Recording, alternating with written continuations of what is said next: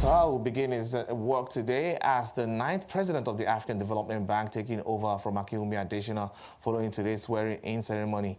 Meanwhile, the National Economic Council has unveiled the framework for the Renewed Hope Development Plan 2026 to 2030, which aims to fast-track the country's $1 trillion economy target. Johnson Chukwu, the CEO of Cowry Asset Management, joins me now for more on these developments. Thank you so much for your time today, Johnson. Quite an interesting day when you look at the news flow today. We're seeing that transition play out in one of the foremost development agencies on the continent here, the African Development Bank. And I'd love you to speak to, this transition, why it matters, and Akinwumi Adesina's legacy.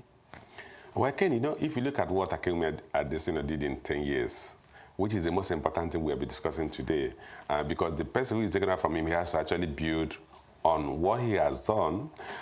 And one of the critical things that Akinwumi Adesina did was to increase the capital base of African Development Bank from just about $93 billion to about over $300 billion, about $318 billion. That gave the bank the capacity to intervene in several areas. And he followed that out with his what he call high five strategic focus, which is 1, light and power Africa.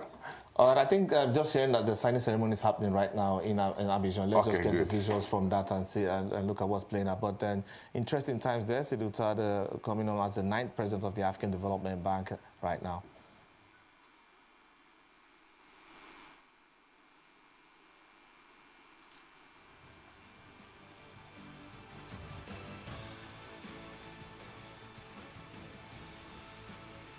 All right, then, still coming from there, from Abidjan there, the signing ceremony. And to make the oath valid, I will have to certify it.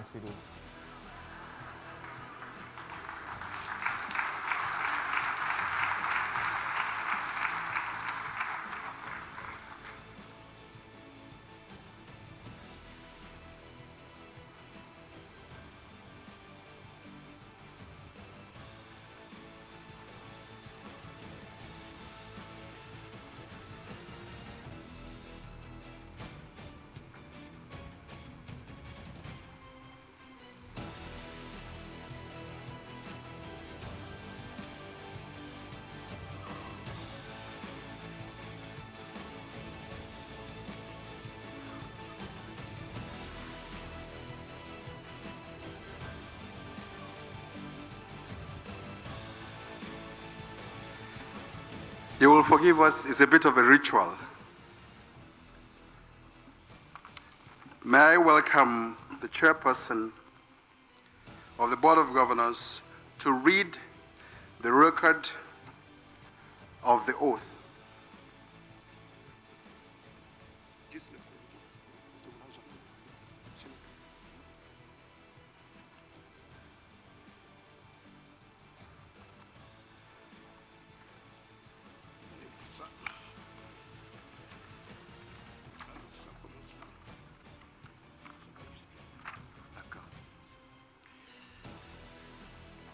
Procès verbal. Record of oath of office of the President. I, the undersigned, Ludovic Ngatse, acting in my capacity as the chairperson of the Board of Governors of the African Development Bank. Yeah, looking at the visuals coming in there, we're seeing the 9th president of the African Development Bank, Sidi Ould Tah, being sworn in right now. Johnson, let's continue our conversation and looking at his trajectory. He's done 10 years at a development bank on the continent here now. He's taking a new challenge here. But looking at what the continent is facing, and the development trajectory of the continent, would you say, what would the next 5 years look like for Africa? Well, if you look at the development challenges in Africa, they are not materially shifted from what Adesina was tackling. And I think he needs to build on what Adesina was tackling. He needs to build on the progress made so far. Like I said earlier, Akinwumi Adesina was able to raise the capital base of African Development Bank from about 93 billion to about 313 billion, about 318 billion. But beyond that, he also had the 5 cardinal strategic agenda, which include Light Up and Power Africa. Today, Africa is still the dark continent, so he has to continue to build on that. Next is to feed Africa. Africa is still struggling to feed itself. We still not achieved that food sufficiency in Africa. The next is to industrialize Africa. We are still, apart from a few countries like South Africa is fully industrialized, most parts of Africa are not still industrialized. Then you have integrate Africa. And you know, if you look at even the new policies that will come up in Africa, we still have to integrate Africa. Today, it takes a lot to move from one African country to another African country. So you need to do that. And then you have to do the issue of improving the standard of living of Africans. So those are still critical. But he has to add other evolving trends, like issue of digital services, digital access. Yeah. So we need to know how do we ensure that we have digital access across Africa at relatively cheap price cost, so that Africans can actually communicate with the world. Africa can build on the new technology that currently driving economic development in the world. Yeah, because in terms of moving the needle on these 5 key cardinal points which we are assessing, President Adesina, yes, electricity is hard it's a challenge that's going to be with us for quite a while. It's more or less looking at how much funding has come in that time and what are some of the strategies that are being put in place to more or less move the needle there. But when you look at what's playing out here, Sidi Ould Tah coming in there, how do you think his style will be different from, say, President Adesina's style? Yeah, absolutely. Everybody has a style. I do not think he will. I do not know his personal attributes as it relates to style of governance or leadership. But clearly, he's going to carve a niche for himself in a different area. Maybe, like I said, my advice is that he shouldn't completely discontinue with what Adesina was doing, including the African Investment Forum, where Adesina is about $225 billion for infrastructure investment. Infrastructure investment could include not just road infrastructure, transport infrastructure across Africa, telecommunication infrastructure, digital infrastructure. So he needs to continue to do that. But he will also bring his own leadership attributes, his ways of doing things. And that will be defined as he takes office today. Because really, the truth about leadership is that everybody has a different style. Yes, there's no two leaders that are exactly the same replica of each other. So we will watch for his own style. But my advice is that while he's evolving new strategies and focusing on what he considers his own priorities, he must also consider the fact that some of the issues some of the strategies that Adesina focus on are still very latent. They are still very pungent in today's Africa. Yeah, because yes, you mentioned that point, that there's already a working template that he can build on. But then the other thing, when you look at Adesina's legacy, a lot of people would say was the level of collaborations he was able to bring. He served as someone who was able to unite most of the development agencies on the continent, like you rightly said, with the African Investment Forum there, and seeing all the key development partners come together to fund critical areas where the continent is wanting. And I'd like you to speak to that. How would you then advise them, on this issue of collaboration? Should we take it just beyond Africa now and even get more Arab agencies or in development agencies coming on board? Ken, the truth is that today Africa does not have the capital we need for development. So we certainly need to collaborate with resources outside Africa, particularly the Middle East countries, the Arab countries, the Western countries, including the Eastern nation countries of China, India, that now have a lot of resources. So that level of engagement with influences or resources outside the African continent is very critical. Bear in mind that African Development Bank is not owned exclusively by African countries. You have investment from other countries, other agencies, other financial institutions in the world. So I think we need to further expand that and ensure that we attract the necessary capital we need for the fast economic development in Africa, because as it stands today, we don't have the capacity to mobilize internally generated capital enough for the level of development we require in this continent. Because President Adesina, apart from the fact that he's done stellar work in there, one of the monikers that he's been used to was known for is called the optimist in chief of Africa, someone who he was seen to always be fighting for Africa's needs, Africa's wants, Africa's progress on board. And in terms of an attitude and the grit, what could we come to expect from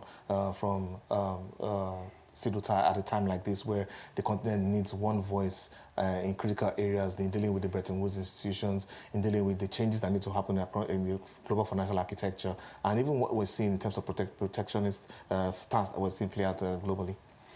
You know, like I said earlier, Sidi Ould will have his own personal style, but the most important thing is that the issues confronting Africa are still the same. Yeah. And it looks like it's been exacerbated by the issues around governance in the U.S. or the style of the president, including issues of tariff, that is now making it difficult for Africans to even export to the American market, which is the biggest consumer market in the world. So engagement with the likes of the World Bank, the International Monetary Fund, and other multilateral financial partners are very important. How he will engage them will be his style, will be determined by his personal style.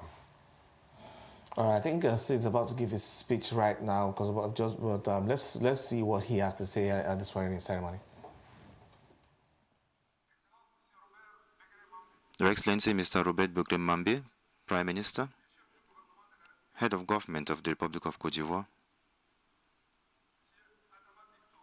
Mr. Adama Bittogo, Speaker of the National Assembly of Côte d'Ivoire, Ms. Kandia Kamara, President of the Senate of the Republic of Côte d'Ivoire, Ms. Nyale Kaba, Minister of the Economy, Planning and Development of the Republic of Côte d'Ivoire, and past chairperson of the Board of Governors of the African Development Bank Group.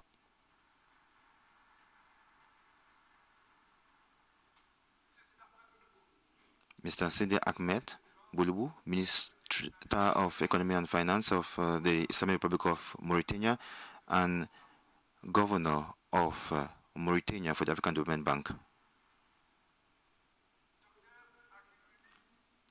Dr. Akinwumi Adesina, outgoing President of the African Development Bank Group.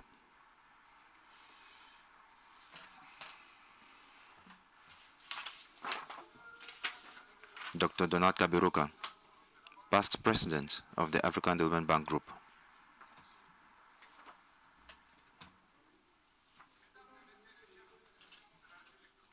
Heads of institutions of the Republic of Côte d'Ivoire, members of government of the Republic of Côte d'Ivoire.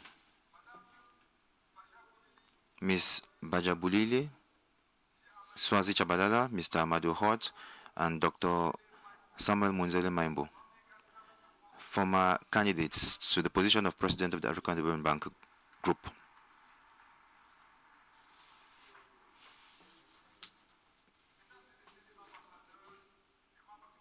Ambassadors and members of the diplomatic corps, representatives of international organizations and regional economic communities, members of senior management of the African Development Bank Group,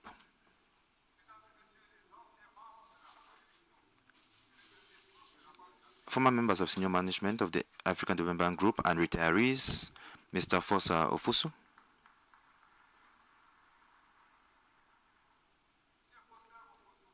Mr. Foster Ofusu, Chair of the Staff Council of the African Development Bank Group,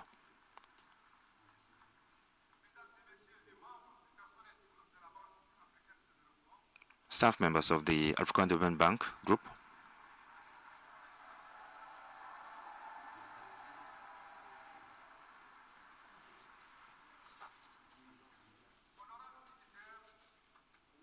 distinguished guests, members of the media, ladies and gentlemen.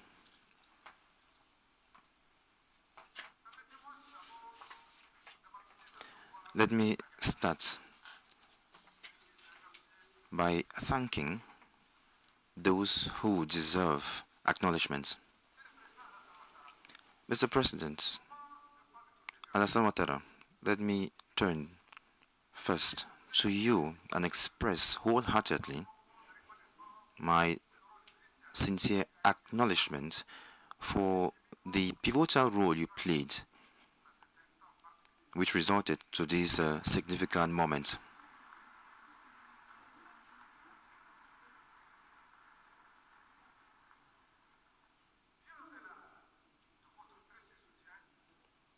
Beyond your precious support, Your advice was a source of inspiration for me.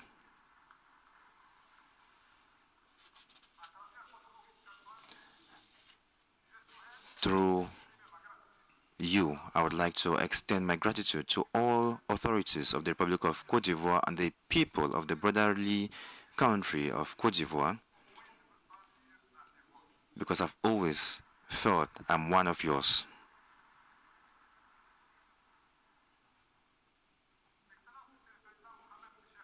Your Excellency, President Mohamed Ghazouani, please receive my sincere thanks and gratitude for your trust bestowed on my humble personality,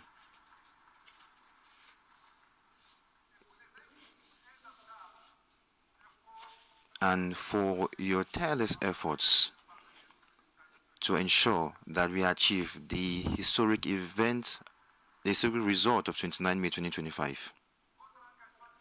Your personal commitment resulted in an unmatched national wave of solidarity. As such, I would like to thank Mauritania as a whole for the wonderful mobilization of your government, that of traditional and religious authorities, the private sector, the media, the civil society, and all other stakeholders. Your aura in Africa and worldwide helped gather support for Mauritania's candidate. We'd like to thank all brotherly countries and friends of Mauritania. Mr. President, through your remarkable leadership, you were able to federate all components in Mauritania in a rare national consensus within the context of national unity, patriotism, and the Republican spirit. I would also like to extend my thanks to all governors of the African Development Bank Group for the trust bestowed upon me. I am aware of the ensuing responsibilities and